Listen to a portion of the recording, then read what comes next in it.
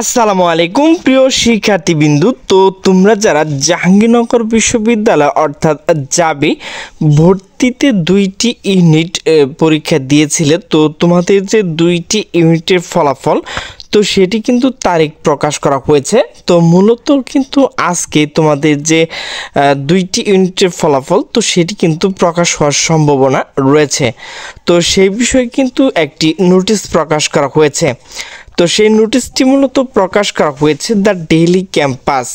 তো নোটিশে বলা হয়েছে জাহাঙ্গীরনগর বিশ্ববিদ্যালয় অর্থাৎ জাবি ভর্তিতে 2টি ইউনিটের ফল প্রকাশের তারিখ নিয়ে জানা গেল। তো নোটিশটি মূলত প্রকাশ করা হয়েছে 11 ফেব্রুয়ারি 2025 দুপুর 12:20 তো জাহাঙ্গীরনগর বিশ্ববিদ্যালয় জাবি 2024-25 শিক্ষাবর্ষের স্নাতক সম্মান প্রথম বর্ষের ভর্তি পরীক্ষা গত 9 ফেব্রুয়ারি রবিবার শুরু হয়।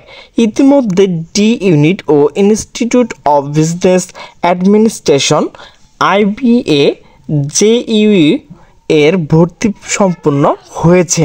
আজ মঙ্গলবার 11 ফেব্রুয়ারি রাতের মধ্যে ডি ইউনিট জীববিজ্ঞান অনুষদ ও ইনস্টিটিউট অফ বিজনেস অ্যাডমিনিস্ট্রেশন ফলাফল প্রকাশ করার কথা রয়েছে বলে জানা যায়। এ বিষয়ে ইনস্টিটিউট অফ বিজনেস অ্যাডমিনিস্ট্রেশনের পরিচালক অধ্যাপক আইরিন আক্তার বলেন, আমরা এখনও বলতে পারছি না ফলাফল কখন প্রকাশ করতে পারবো।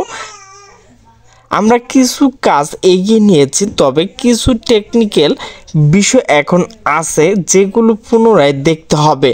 আশা করছি আজকে আমরা ফলাফল প্রকাশ করতে পারবো। জীববিজ্ঞান অনুষদের ডিন অধ্যাপক মোহাম্মদ মাফরুহি সাত্তার বলেন, এবারের ভর্তি পরীক্ষা আমরা অনেক কিছু পরিবর্তন নিয়ে এসেছি, এজন্য কৌশলগত কারণে ফলাফল প্রকাশ করতে একটু সময় লাগছে। আশা করছি আজকের রাতের মধ্যে আমরা ভর্তি পরীক্ষার ফলাফল প্রকাশ করতে পারবো।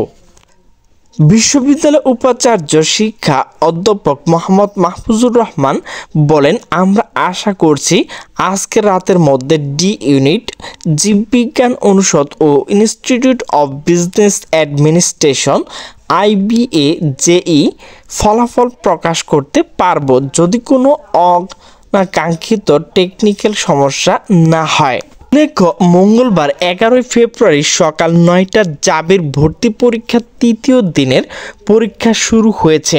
আজ E ইউনিট ও A ইউনিট পরীক্ষা মোট 5টি শিফটে অনুষ্ঠিত হচ্ছে। শিক্ষার্থীবৃন্দু, তো তোমরা যারা জাহাঙ্গীরনগর বিশ্ববিদ্যালয়ের শিক্ষার্থী রয়েছে, তো তোমাদের 2টি ইউনিটের ফলাফল কিন্তু আজ রাত্রে প্রকাশ করা হবে। তো প্রিয় শিক্ষার্থীবৃন্দু, আমার ভিডিওটি যদি ভালো লাগে তাহলে অবশ্যই লাইক কমেন্ট শেয়ার করবে। তো সকলে সুস্থ থাকবে, ভালো থাকবে। আল্লাহ হাফেজ।